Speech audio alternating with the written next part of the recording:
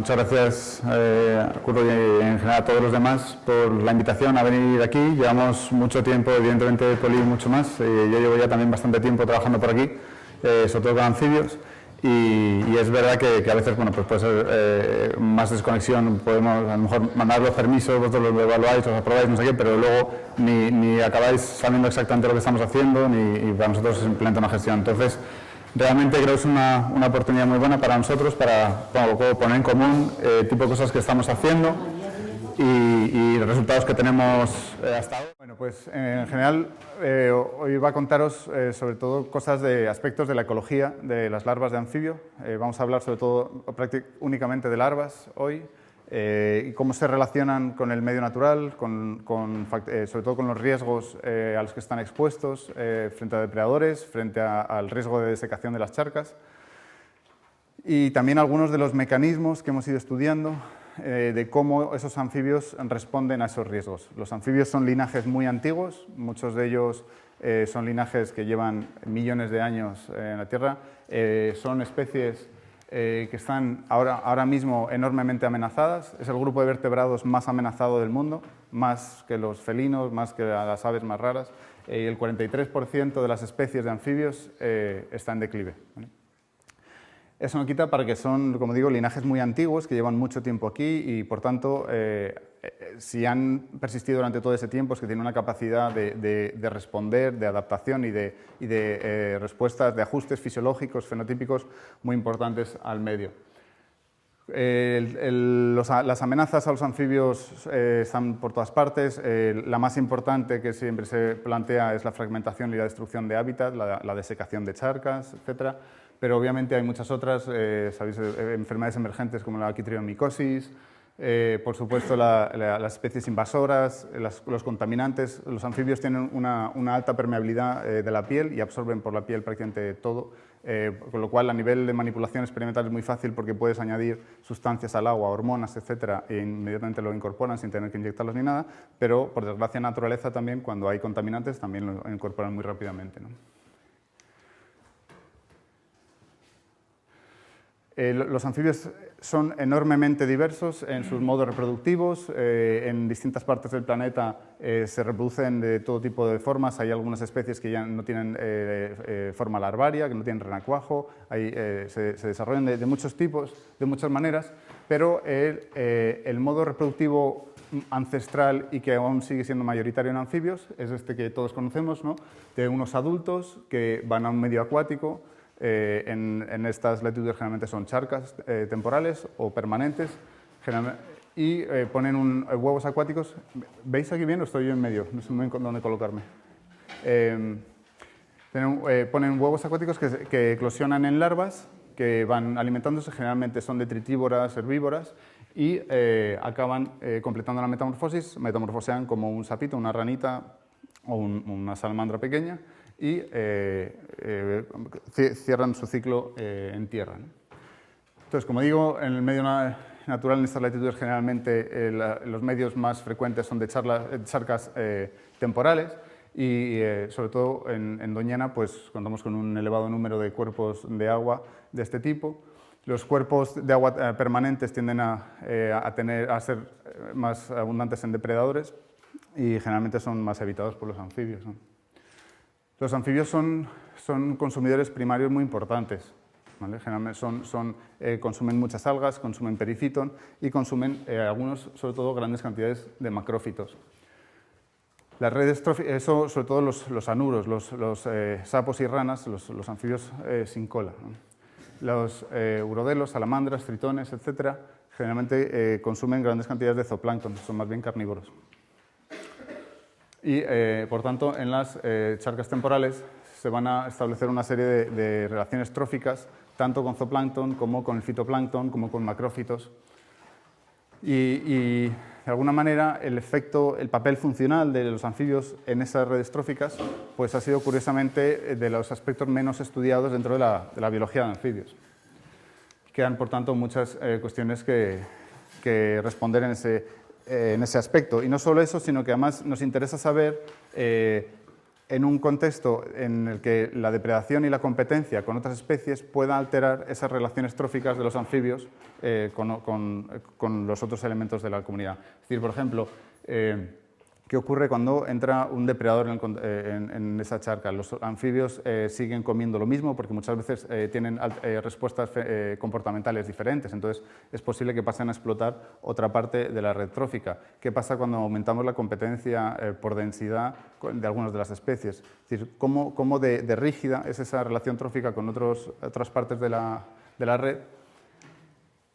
Entonces, bueno, pues hoy lo que habíamos puesto en común, Poli y yo, para contar es, por un lado, los efectos de las larvas de anfibios sobre las charcas temporales, que es una cosa que hemos estado trabajando en los últimos años, sobre todo, como hemos dicho, con la tesis de Rosa Rivas.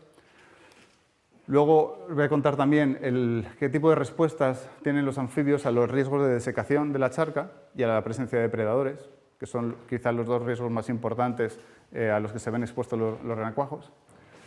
Y luego Poli contará dos aspectos, uno muy importante que hemos descubierto recientemente sobre las interacciones entre los renacuajos y los macrófitos, las plantas sumergidas, y el doble impacto que hemos estudiado recientemente que tienen las gambusias sobre las larvas de tritones. Entonces, empezando por el primer aspecto, hemos hecho una serie de estudios en los que incluíamos estas 6 especies de larvas de anfibios del parque, bueno, pues probablemente los conocéis todos, pero esto es un renacuajo de sapo de espuelas, de rana común, de ranita meridional, del sapillo pintojo, del sapo corredor y del tritón pigmeo. Esto en realidad, sabéis que el sapo espuelas, el pelobates, es una larva muchísimo más grande que las demás y esto va a tener un efecto muy importante a lo largo de todo lo que os voy a ir contando, ¿no? La larva de rana también es un poquitín más grande que las otras. Entonces, establecimos una serie de grandes cubos, que nos gusta llamar mesocosmos, ahí en la reserva. Son tanques de 500 litros en los que hemos intentado hacer un sistema de charcas artificiales, charcas naturales, medio artificiales, replicadas.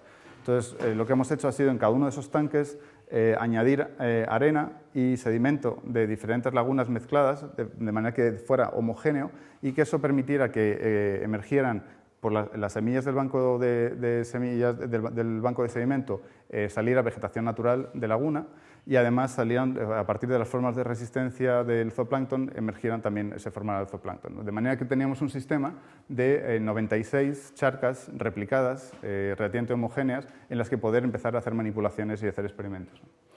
Este es el aspecto que tenían algunos de los tanques después. ¿Veis? Pues tenemos distintas plantas típicas de la zona, creciendo de forma natural, no las hemos plantado nosotros.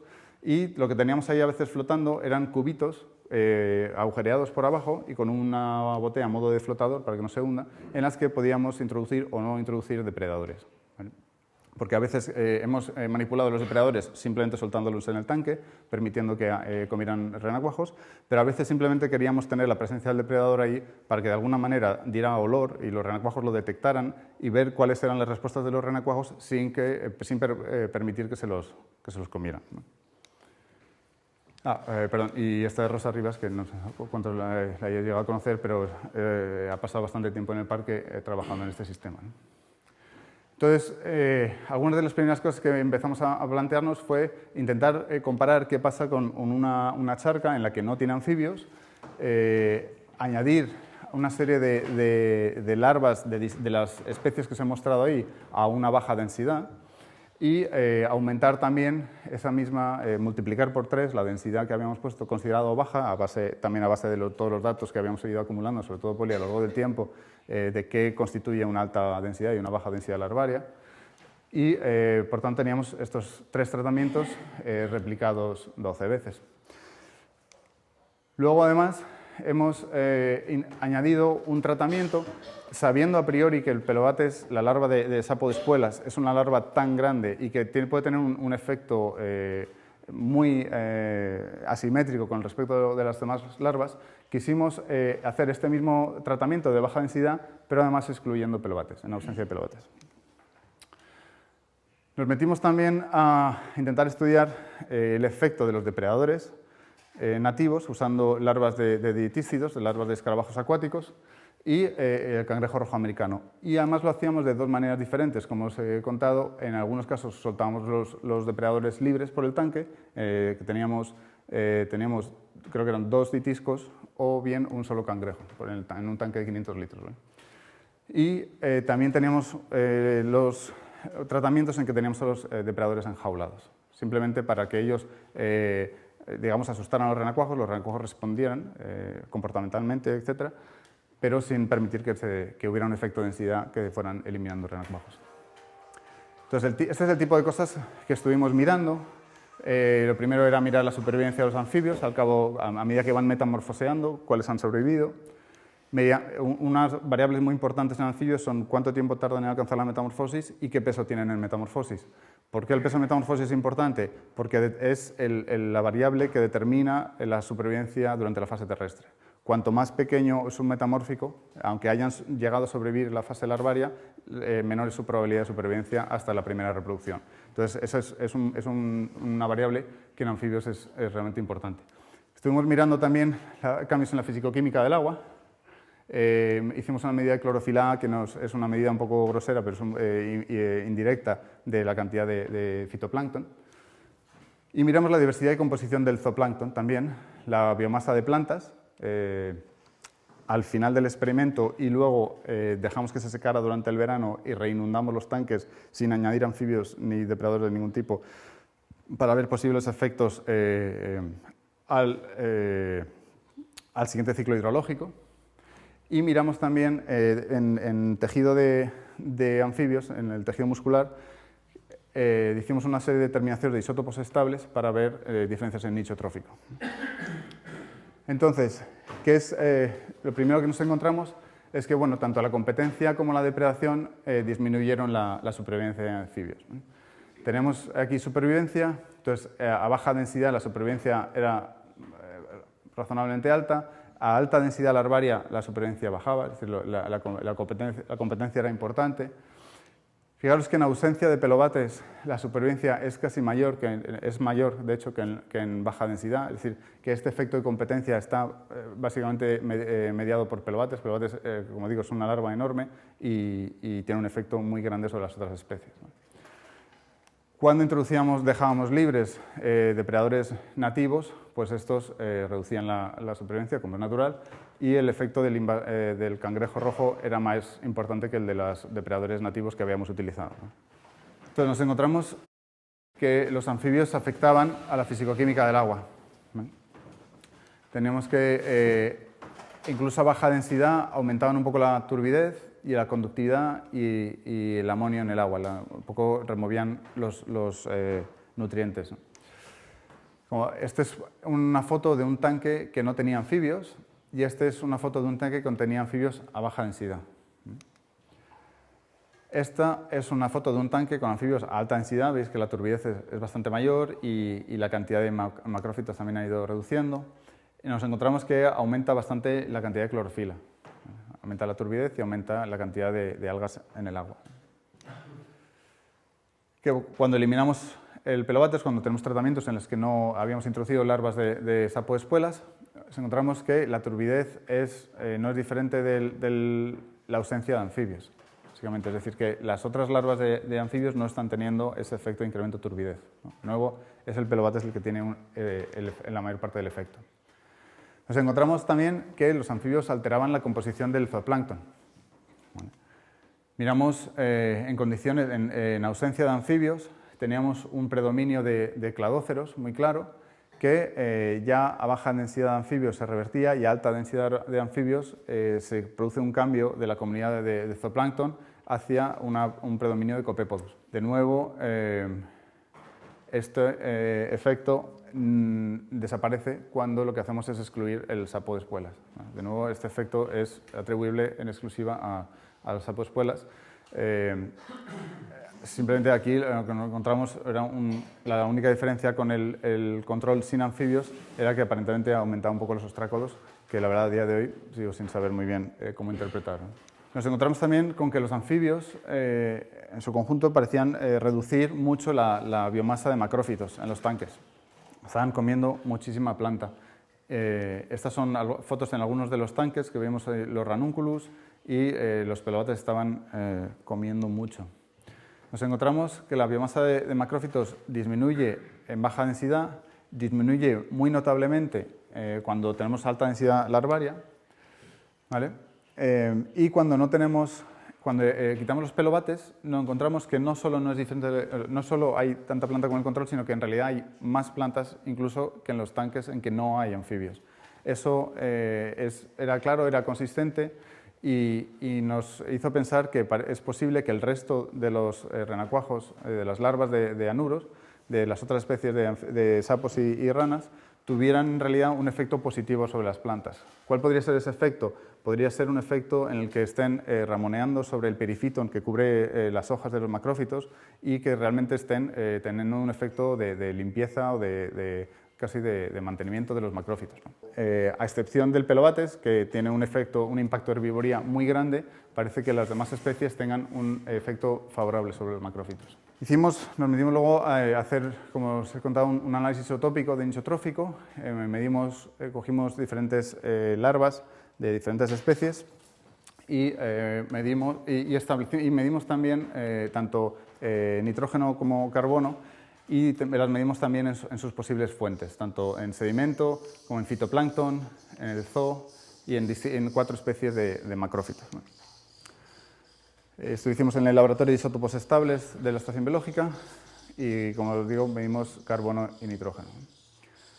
Estos son algunos de los resultados. Estos son los valores bidimensional de carbono y nitrógeno para las distintas fuentes potenciales de alimento para los renacuajos, ¿vale? Con las plantas y los macrófitos en general con unos valores elevados de nitrógeno. Nos encontramos, ploteamos dentro los valores obtenidos para los anfibios. Nos encontramos pues, que había un cierto grado de segregación trófica entre las distintas larvas, no están comiendo lo mismo de manera natural, ¿no? Tanto los tritones, que tienen una fuente de alimento más bien carnívora, están comiendo zooplancton, como los pelobates, que comen una gran cantidad de plantas, que como habéis visto tenían valores de nitrógeno más altos que las otras fuentes, tienen unos valores superiores de nitrógeno, mientras que Hyla y Pelophylax, la rana común, tienen valores más bajitos y rana además tiene una cantidad de detritus en su dieta más elevada que las otras especies. Así a simple vista vemos que las distintas especies tienen valores medios diferentes, ¿vale? Pelophylax tiende a ser más bajita, pero además vemos que este estado trófico no es rígido, sino que va a depender mucho de las distintas condiciones ambientales a las que se ven expuestos los renacuajos. De manera que a alta densidad nos encontramos que las diferencias en nitrógeno no son muy altas, pero en cambio sí parecen estar variando las fuentes de carbono. Parecen ser que están a alta densidad, van a alterar bastante lo que comen y se van a buscar un poco la vida, entre otras cosas, porque a alta densidad, como habéis visto, el grado de transformación de las charcas es muy alto, la biomasa de macrófitos baja muchísimo, aumenta la turbidez, es decir, se están produciendo una serie de alteraciones en los tanques tan importantes que van a estar alterando sus fuentes de comida y pasan a valores de carbono más bajos. Cuando tenemos tratamientos en los que no hay sapo de espuelas, bajan los valores de nitrógeno y estamos viendo, por tanto, que ese competidor tan fuerte está teniendo un efecto directo sobre el estado trófico de las otras especies, sobre todo de rana y de tritón. Insistir un poquitín en este hecho, que es verdad que el efecto no es necesariamente solo atribuible al hecho de que sea exótico, pero el hecho es que el cangrejo supone una presión de depredación muy fuerte sobre los anfibios, más que las de otros depredadores nativos que hemos mirado, como larvas de libélula o diptícidos, ¿no? Estos depredadores tienen un efecto muy fuerte. El cangrejo, como sabéis, no es solo ni mucho menos un depredador de anfibios, sino que tiene otros muchos efectos y tiene efectos de competencia muy directos. Entonces, en el caso de los anfibios, el cangrejo tiene un efecto doble o múltiple, porque no solo directamente se alimenta de las larvas, sino que tiene un impacto también muy fuerte sobre todos los otros parámetros que habíamos estado mirando hasta ahora, ¿no? Por ejemplo, consumen la biomasa de macrófitos muchísimo, y entonces ya el efecto combinado de los pelobates con los cangrejos hace que la biomasa de macrófitos prácticamente desaparezca. Teníamos tanques, fijaros, este es un tanque con anfibios a baja densidad después de bastante tiempo, que tienen todavía una buena masa de macrófitos, y esto pues es prácticamente un lodazal, ¿no? Los depredadores nativos tienen un efecto denso-dependiente, están eliminando también pelobates y otras larvas, y de hecho en presencia de depredadores aumenta la biomasa de plantas, como era esperar, porque están eliminando también herbívoros, ¿no? Estos efectos que vemos sobre los macrófitos, de hecho fue idea de Poli, que tenía muy claro que esto probablemente el efecto que veíamos era tan dramático sobre la biomasa de plantas que tenía que verse el efecto al siguiente ciclo hidrológico. Yo personalmente pensé que probablemente iban a tirar mucho del banco de semillas que teníamos en el sedimento, pero la verdad es que no fue así, y cuando al final del experimento, que terminó pues como final de junio o una cosa así, salieron todos los anfibios en metamorfosis y dejamos que los tanques se secaran durante el verano, y en septiembre, octubre reinundamos con 100, 150 litros cada uno de los tanques, no hizo ya falta llenarlos a tope, y simplemente monitoreamos la germinación y la abundancia de biomasa de plantas al cabo del tiempo. Y nos encontramos que estos son en tanques que habían tenido anfibios o habían tenido depredadores, pero en ese momento no tenían nada, eran tanques vacíos. Simplemente estábamos viendo el efecto de haber tenido los distintos tratamientos en el ciclo hidrológico anterior. Y entonces nos encontrábamos que aquellos tanques que habían tenido anfibios tenían mucho menos macrófitos, ¿vale?, que los controles, que no habían tenido nunca anfibios. Cuando los anfibios habían estado a alta densidad, tenían todavía menos macrófitos. Nos encontramos que los que no habían tenido pelobates, de nuevo, no eran distinguibles, o si acaso tenían un poquitín más de macrófitos que los controles que nunca habían tenido anfibios. Y cuando habían tenido anfibios más depredadores, pues en el caso de los depredadores nativos no había diferencias. Cuando habíamos tenido vitiscos sueltos no había diferencias con la presencia de anfibios, pero el efecto del cangrejo seguía siendo muy patente, ¿no?, incluso al siguiente ciclo hidrológico. Esto, de nuevo, hay que contextualizarlo que tenemos en los tanques que teníamos. No sé si en una charca natural, en el que el banco de semillas sea evidentemente más abundante, más profundo que en los tanques que teníamos nosotros, este efecto sea tan dramático, pero en cualquier caso no se va a resetear simplemente de un año a otro. Los sitios donde hayan tenido altas densidades de pelobates o desde luego, aunque haya habido unos pocos cangrejos, el efecto sobre los macrófitos va a ser más persistente. Bueno, estos resultados los hemos ido publicando en algunas revistas, sobre todo a consecuencia de la tesis de Rosa Rivas. Y si os parece, paso a contaros algunas cosas de las que hemos ido aprendiendo sobre cómo los renacuajos responden a estos riesgos de desecación o de depredadores. ¿Tenéis alguna cuestión de lo de los tanques, el efecto sobre las charcas hasta ahora? ¿Seguimos? Venga, pues os sigo contándoos un poquito. Sabéis, pues eso, esta es la laguna de Zaillo, y las larvas de anfibio, por ejemplo, estas de pelobates, pues son prácticamente como golosinas para montones de depredadores. La verdad es que se las comen todo el mundo. Hay desde muchísimos depredadores invertebrados, por supuesto también muchísimos vertebrados. Aquí tenemos un par de fotos. Esta es una larva, es una ninfa de libélula, de Anax imperator, y esta es una larva de ditícido. La vida de un renacuajo en las charcas temporales de Doñana pues no es tan bucólica como puede parecer, y estos dos riesgos son dos riesgos muy importantes y muy presentes siempre en la vida de una larva de anfibio. Pero como he empezado la charla contando que son linajes muy antiguos y han tenido mucho tiempo para desarrollar adaptaciones y respuestas a este tipo de desafíos, ¿no? Una de las cosas más sorprendentes es que en presencia de depredadores, simplemente con oler las pistas químicas de depredadores, y todavía de forma más efectiva, si además de pistas químicas de depredadores detectan señales de alarma que han soltado renacuajos que han sido atacados, los renacuajos pueden activar una serie de defensas. Sus defensas son, en primer lugar, reducir mucho su tasa de actividad. Reducen su tasa de actividad a apenas un 20% o 30% de su tiempo moviéndose. Y además alteran mucho su morfología. No sé, aquí creo que lo apreciáis, esos son larvas de pelobates cultripes de la misma puesta que fueron criadas en presencia o ausencia de depredador. En ausencia de depredador tienen esta forma más estilizada y con el cuerpo un poco más elíptico y con la cola más estrecha. Y en presencia de depredador, no sé si lo veis aquí, tiene una vela mucho mayor, mucho más ancha, la inserción es mucho más anterior, el cuerpo es más redondeado y nosotros estamos ahora mismo viendo que parece que les puede incluso cambiar la longitud del intestino, incluso la queratinización de las partes bucales, que es llamativo porque en anfibios muchas veces se ha usado como carácter taxonómico y parece que en función de la presencia o ausencia de depredadores puede llegar a cambiar, ¿no?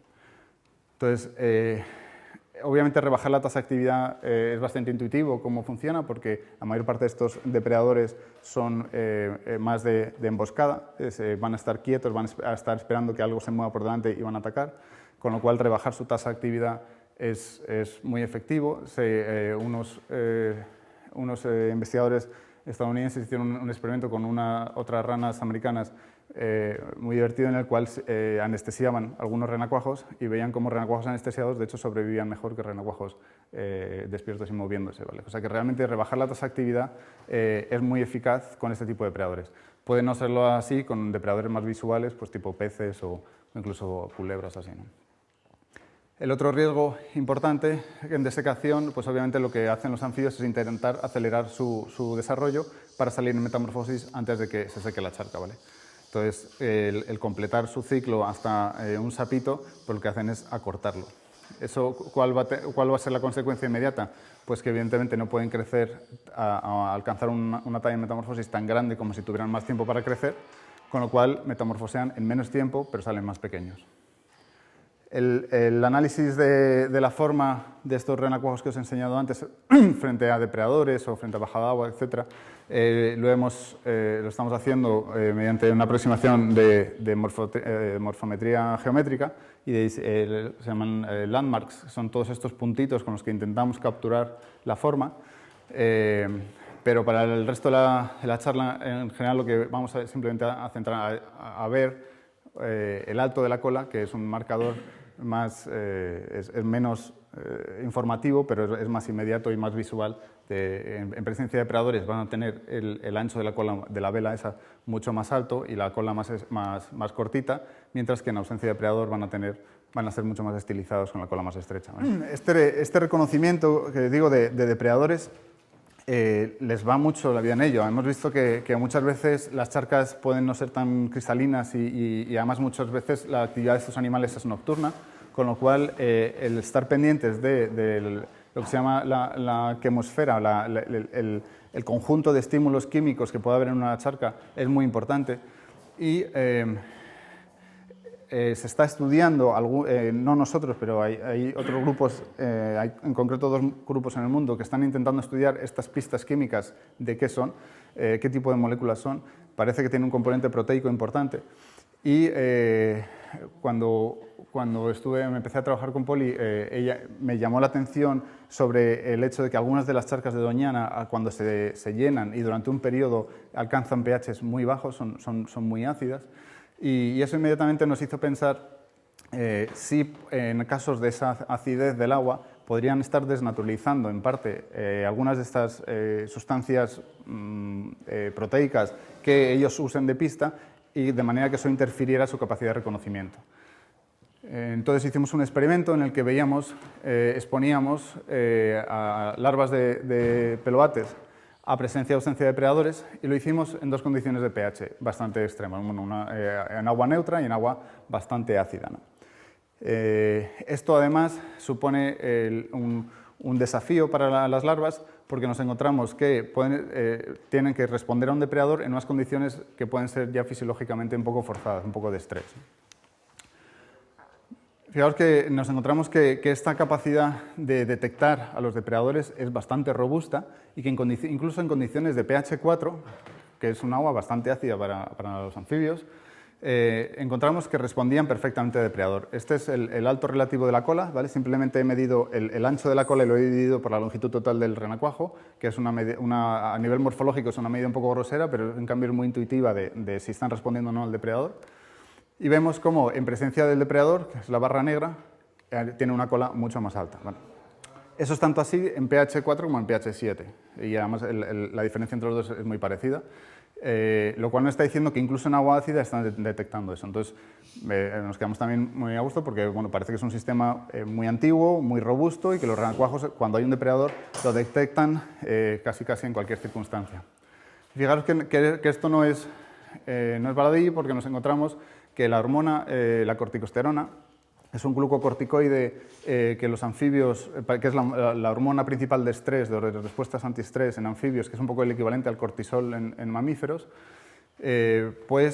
aumentaba mucho en general en pH 4. Es decir, que digamos, si tomamos la media de estos dos y la media de estos dos, claramente la acidez del agua estaba elevando los niveles de estrés de los anfibios y aún así eran no solo capaces de detectar la pista de depredador, sino además producir una respuesta de aspecto, una respuesta fenotípica conforme a ella, ¿no? Entonces nos quedamos muy contentos, muy conformes, diciendo, bueno, la verdad es que aunque se lo pongamos difícil, estos animales son capaces de detectar depredadores y responder a ellos, ¿no? Una pregunta, pero eso sí lo has dicho, por lo menos yo no me he enterado. ¿Tenéis alguna explicación por qué la respuesta ante la presencia de depredadores sea hacer las colas anchas? Sí, muchas gracias, no, es que se me olvidó decirlo. Al principio se planteó la posibilidad de que aumentara la velocidad de natación de los renacuajos, ¿no? Pero a medida que se empiezan a hacer pruebas de performance, pruebas de capacidad de natación, se ve que las diferencias en velocidades no son significativas. Luego se planteó, y hay algunos trabajos, sobre todo de un grupo en Suiza, que parece que aumentan la maniobrabilidad un poquito. Es decir, que generalmente cuando los renacuajos escapan de un depredador no escapan en línea recta, no intentan ganar en velocidad, sino que enseguida pegan un acelerón y cambian de dirección e incluso, de hecho, se esconden. O sea que no están intentando ganarles a base de velocidad. Parece que algo de esta vela más grande de la cola aumenta la maniobrabilidad, pero sobre todo lo que parece es que lo que hacen es deflectar ataques hacia las partes distales de la cola. Y eso se ha hecho, por ejemplo, con modelos de plastilina, con distintas formas, y se los ponía a depredadores, y entonces se ve como los renacuajos que tienen esta forma de la cola reciben muchos más ataques en la cola que en las partes en el cuerpo. Y bueno, pues la vela, sobre todo de la cola, es de colágeno prácticamente, es como una vela de barco, se suelda bastante bien y pueden sobrevivir incluso y regenerar parte de esas colas sin que sea mortal, ¿no? Mientras que un ataque, un bocado en la parte del cuerpo, pues se acabó, ¿no? Entonces, de hecho, hay algunas especies, no estas que hemos mirado nosotros, pero hay algunas especies, sobre todo, por ejemplo, en Panamá y en Norteamérica, que en presencia de depredadores no solo aumentan esto y aumentan un poquito la pigmentación, como nosotros hemos visto también y ahora os mostraré, sino que les sale una mancha roja muy conspicua, muy llamativa en la parte distal de la cola. Y eso yo creo que apoya un poquito el hecho de que lo que están es llamando la atención sobre partes menos vitales del cuerpo. No solo eso, sino que además algunos, y eso es generalmente frente a depredadores como estos, de larvas de libélula o de ditícidos, que son más de emboscada. Cuando alguna de esas especies se ha mostrado, un compañero mío en Estados Unidos demostró esa misma especie que produce una mancha muy roja en la parte distal de la cola, cuando se la enfrenta a un pez, que es mucho más visual y sí persigue activamente, en cambio la decoloran por completo, se vuelve una cola completamente translúcida. Así que parece que incluso pueden algunas de las respuestas ajustarla al tipo de depredador con el que se ven enfrentados, ¿no? Sin embargo, nos planteamos, bueno, parece que frente a acidez del agua es muy robusta la respuesta. Por desgracia, pues muchos de los medios acuáticos ahora mismo están expuestos a contaminación contaminación también por fertilizantes. Y una de las cosas que hicimos fue ver si en presencia de ácido húmico o de nitrato de amonio a concentraciones muy subletales, que claramente no iban a amenazar a la supervivencia del animal, seguían reconociendo a los depredadores. Aquí, en cambio, nos encontramos que no era así. Esto eran larvas de sapos de espuelas y estamos mirando la tasa de actividad, el porcentaje de tiempo que pasan activos los renacuajos. Entonces veíamos cómo en presencia de depredador, que es esta barrita más gris, la tasa de actividad bajaba, ¿vale?, a un 20% cuando el agua estaba limpia. Cuando teníamos ya un poquito de ácido húmico, que esta concentración no es para nada, o sea, la supervivencia fue del 100% en el experimento, no era para nada letal, nos encontramos que ya los animales no distinguían cuando había depredador y cuando no. Y lo mismo cuando aumentábamos ya a 200 miligramos litro, que seguía sin ser letal, ¿no?, ni mucho menos. Y además rebajaban en total la tasa de actividad, con lo cual parecía que había un pequeño efecto quizá de toxicidad, y en cualquier caso los renacuajos ya no detectaban el depredador. Lo mismo ocurría con el nitrato de amonio. Bueno. Entonces, bueno, pues sé que algunas alteraciones naturales, como bajada de pH, y tendríamos que mirar algunas más, salinidad, etc., parece que los organismos son bastante robustos y siguen detectando los depredadores. Ya cuando se encuentran con algún desafío ya más de origen antrópico y quizá más reciente y de grandes cantidades de contaminantes, puede estar interfiriendo la capacidad de reconocimiento de los depredadores, incluso de los depredadores autóctonos.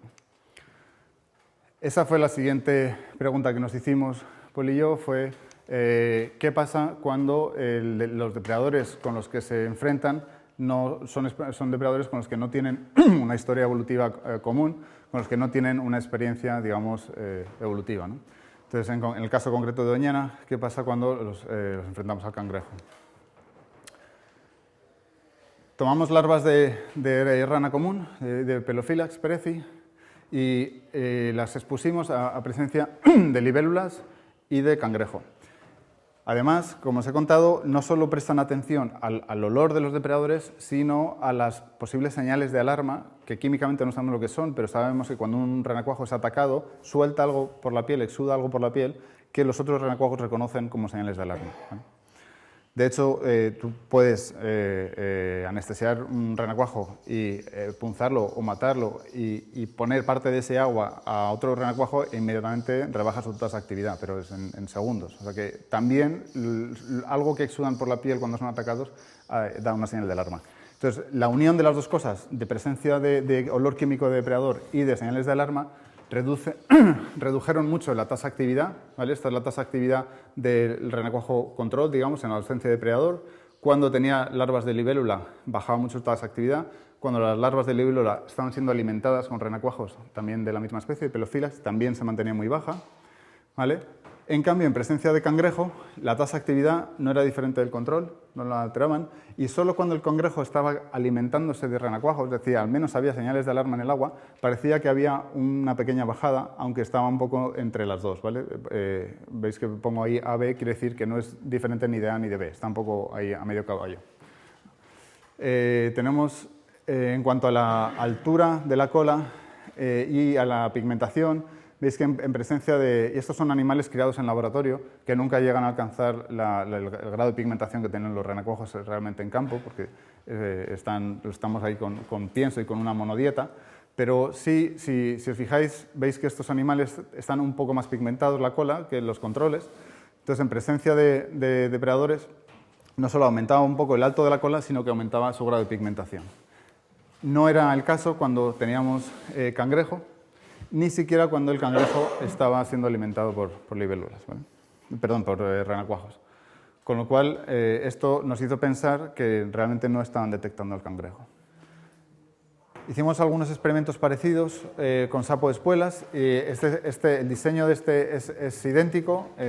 Miramos tasa de actividad, comportamiento, y veis cómo en presencia de libélulas la bajan, con libélulas alimentadas la bajan todavía más, y en presencia de cangrejo, incluso si el cangrejo está alimentado, no responden, ¿vale? Lo comprobamos también para pelobates, pero ahora lo que hicimos fue ver si tenían capacidad de aprender a reconocer ese depredador, ¿no? Hicimos un experimento pues, relativamente pavloviano, como si os acordáis los experimentos de los perros y la campanilla. Lo que hicimos fue simplemente coger renacuajos de pelobates, y a algunos de ellos les exponíamos simplemente a olor de cangrejo, y a otros les poníamos olor de cangrejo, es decir, poníamos en un acuario un par de cangrejos durante 4 días, y luego cogíamos agua de ese acuario y se lo poníamos a los renacuajos. nos respondían, eso lo sabíamos, pero ahora cogíamos una serie de renacuajos y les poníamos a la vez olor de cangrejo y una alícuota de renacuajo machacado previamente anestesiado y con todos los parabienes del Comité de Biótica, por si os estáis planteando eso, sobre todo Luis. ¿Vale? Entonces, de alguna manera lo que les poníamos solo lo hicimos 2 veces en 2 días consecutivos, ¿vale? O sea que tampoco es un estímulo a muy largo plazo y lo que veíamos es que los renacuajos que habíamos condicionado, es decir, que les habíamos puesto conjuntamente el olor de cangrejo y el olor de alarma, las señales de alarma de un renacuajo atacado, cuando 2 días más tarde les poníamos simplemente el olor de cangrejo, esos ya respondían a la presencia de cangrejo. Es decir, que mientras que los no condicionados seguían sin responder, los que habíamos, digamos, ayudado mediante la superposición de señales de alarma y del olor de cangrejo, habían aprendido que eso era peligroso y por asociación y ya respondían al cangrejo. Entonces, los renacuajos sí tienen capacidad de aprender a que algo, una sustancia nueva, asociarla a peligro. Y además vimos en ensayos en laboratorio de depredación que esa capacidad de aprendizaje sí podía marcar una diferencia y veíamos que en un contenedor relativamente pequeño los animales condicionados tenían una supervivencia mayor que los de los no condicionados. Evidentemente, en un barreño un poco grande, pues se los acaban comiendo a casi todos, pero vamos, que en 3 horas la diferencia en supervivencia era bastante notable, ¿no? El otro aspecto, el otro riesgo importante para un renacuajo en charcas temporales como las de Doñana es la desecación del medio. Como hemos comentado antes, lo que hacen es acelerar su desarrollo, aumentan la tasa de actividad y tienen al coste de tener un menor tamaño de metamorfosis, ¿no? Ahora, durante unos años también hemos intentado estudiar un poco los mecanismos de cómo esos renacuajos son capaces de acelerar el desarrollo de esa manera, ¿no? Entonces, esto es un trabajo que hicimos simplemente pues, un poco para cuantificar, ¿no?, cómo esa aceleración, y medíamos en 2 estadios de desarrollo. Esto ya es en metamorfosis, con las 4 patitas fuera, y veíamos cómo en bajada de agua, cuando simplemente teníamos renacuajos individualizados en cubos de 4 litros, les pegábamos una bajada fuerte de agua y veíamos cómo aceleraban, estos son días hasta la metamorfosis, rebajaban muchísimo, aceleraban su metamorfosis, ¿vale? Era una forma de cuantificarlo. Veíamos que además eso, cuando pegan esta aceleración del desarrollo, de nuevo lo hacen a expensas de reducir su tamaño en metamorfosis. Ahora, ¿cómo están haciendo eso? ¿Cuáles son los mecanismos? Pues nos encontramos que los sospechosos habituales en anfibios a la hora del desarrollo son sobre todo la hormona tiroidea y la corticosterona, de la que hemos hablado antes, la hormona de estrés. Evidentemente, cuando detectan que se va bajando el nivel de agua, se sobreactiva el eje de estrés que desemboca en activar la corticosterona y la hormona tiroidea. La hormona tiroidea lleva mucho el ritmo del desarrollo en anfibios. Y nos encontramos como cuando pegamos la bajada de agua, efectivamente han subido los niveles de corticosterona y han subido los de tiroidea, sobre todo ya en metamorfosis, que es cuando tienen el clímax de metamorfosis. Y además, no solo eso, sino en los sistemas hormonales siempre tienes un equilibrio entre los niveles de hormona que tienes y cómo de sensibles son tus tejidos a esa hormona. Entonces, otra de las cosas que hacen estos animales es que aumentan la expresión del receptor de la tiroidea.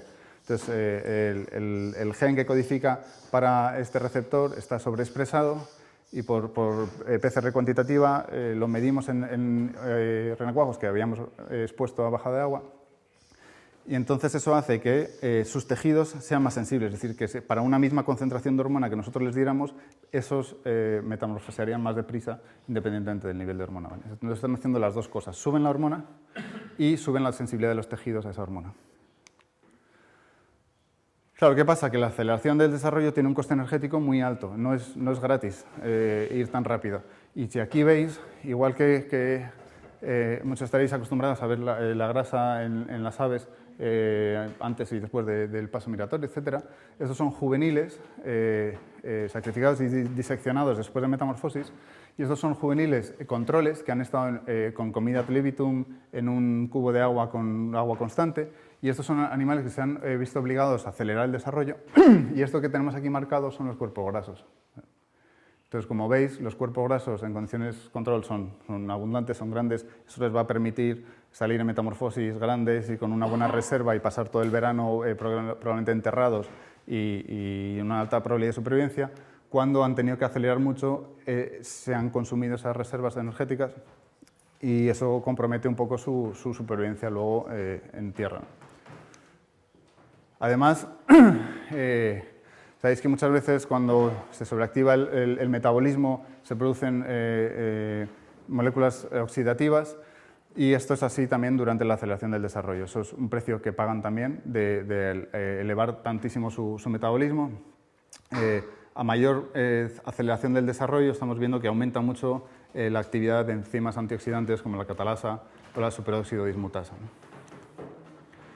Entonces, las últimas cosas que hemos estado viendo, es, ya que habíamos visto ese consumo de los cuerpos grasos, estuvimos mirando si eso se correlacionaba con un aumento en la tasa metabólica. Y además, no solo eso, sino sabemos por la literatura que la tasa metabólica es dependiente de la corticosterona, que veíamos que era una de las hormonas que estaba muy elevada durante el periodo de aceleración.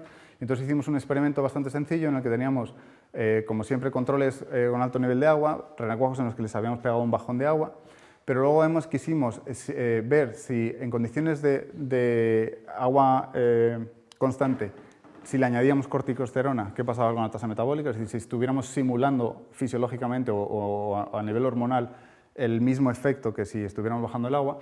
Y luego hicimos también un tratamiento en el que les pegábamos el bajón de agua, pero añadíamos metirapona, que es una droga que inhibe la síntesis de la corticosterona. Es decir, que les estaríamos forzando a acelerar, pero además no les dejamos usar a pleno rendimiento sus mecanismos de aceleración. El problema también con usar este tipo de aproximaciones es que puedes hacer quimeras, puedes tener efectos secundarios, o sea, efectos no solo de lo que estás mirando, sino que estás bloqueando la síntesis de glucocorticoides, pues puede estar afectando muchas otras cosas. Entonces, lo que hicimos fue no bloquearlo por completo, sino, dependiendo del tamaño del bicho, calcularlo para que se bloqueara aproximadamente la mitad de la síntesis de corticosterona. ¿Vale? Entonces, luego, en el laboratorio de ecofisiología de la estación, pusimos los renacuajos en estas cámaras de metacrilato que tienen dos sensores de oxígeno a la entrada y a la salida, y entonces durante aproximadamente una hora medíamos el diferencial de oxígeno a la entrada y a la salida cada 15 segundos, de manera eso nos da una idea de cuánto está respirando. La diferencia entre el oxígeno que entra y el oxígeno que sale es, en una cámara estanca, es lo que ha respirado el animal. Entonces, SMR es la abreviatura de tasa metabólica estándar, y veíamos que efectivamente cuando le pegamos el bajón de agua prácticamente se triplica la tasa metabólica. Están haciendo un esfuerzo metabólico enorme. Y fijaros que esa subida en tasa metabólica la podemos replicar simplemente echando corticosterona al agua, sin modificar el nivel de agua. Y lo que es curioso es cuando les pegamos el bajón de agua, pero les bloqueamos la síntesis, aproximadamente la mitad de la síntesis de corticosterona, encontramos que la tasa metabólica estaba también a la mitad. ¿Vale? O sea que realmente el esfuerzo metabólico para acelerar es muy grande y además está muy controlado, no únicamente, pero con un papel muy importante de la corticosterona. De lo último en lo que nos estamos metiendo es a nivel endocrino, más o menos hemos mirado cómo funciona, al menos las hormonas principales, y estamos intentando pasar a nivel genético, ver cuáles son los genes que controlan la capacidad de desarrollo. Para eso nos hemos metido a secuenciar el transcriptoma, es decir, todo el RNA que se está expresando, que se ha ido transcribiendo del ADN, es decir, todos los genes que están siendo expresados en ese momento, lo hemos extraído, lo hemos mandado a secuenciar y hemos hecho un ensamblaje de nuevo sin tener que extrapolarlo a Xenopus o algunos de los genomas de anfibios secuenciados, que ahora mismo solo hay 2. Y los hemos anotado de manera que ahora tenemos aproximadamente el 40% de esos tránscritos de genes potenciales, los tenemos anotados, sabemos lo que son. Con lo cual ahora estamos en condiciones de tejidos de esos renacuajos que hemos expuesto a bajada de desecación, extraer el RNA y ver qué genes son. Pero eso está todavía en el horno. La idea sería un poco esta, ¿no? Ver cuál es ver aquellos genes que están muy sobreexpresados en bajada de agua, deberíamos ver una cantidad de transcrito mucho mayor. Total, que nos encontramos que algunos de los dos riesgos principales para los anfibios aquí son bastante contrapuestos, mientras que uno lo que hacen es rebajar la tasa de actividad y tardan más en llegar a la metamorfosis y pueden alcanzar incluso un mayor tamaño en metamorfosis. En el caso de la desecación del medio es justo lo contrario, tienen que acelerar, aumentan la tasa de actividad y el metabolismo y salen más pequeños. ¿Cuál es el problema? Que cuando se cruzan estas dos cosas no hay una solución buena única y esto obviamente supone un problema. Cuando aceleran frente a la metamorfosis, en cambio tienden a retrasar la metamorfosis en presencia de depredadores. Cuando tienen a la vez depredadores y un sistema en el que se están desecando, la respuesta que estamos viendo es intermedia, lo cual es malo para las dos cosas. Estás más tiempo de la cuenta en una charca que se está secando, lo cual no es buena idea porque la probabilidad de que te seques es más alta. Y sin embargo, probablemente estás demasiado activo y comiendo demasiado como para no llamar la atención de un depredador. Con lo cual, ahí estamos viendo que yo pensé que se iba a llevar el gato al agua una de las dos, pensé que iba a ser de hecho más importante la desecación, pero parece que lo que estamos viendo es que la respuesta es más o menos intermedia, que es contraadaptativo para las dos cosas, ¿no? Y del mismo modo, pues la tasa de crecimiento, pues la tasa de crecimiento es más alta en presencia de depredadores y más baja cuando es un sistema de desecación. Y aquí, bueno, es más parecido a la desecación, pero en realidad pues está más o menos intermedio, ¿no?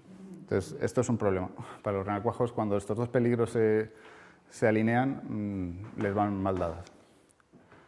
Esto de nuevo pues, lo hemos ido publicando en algunos artículos. Ahí te perdí.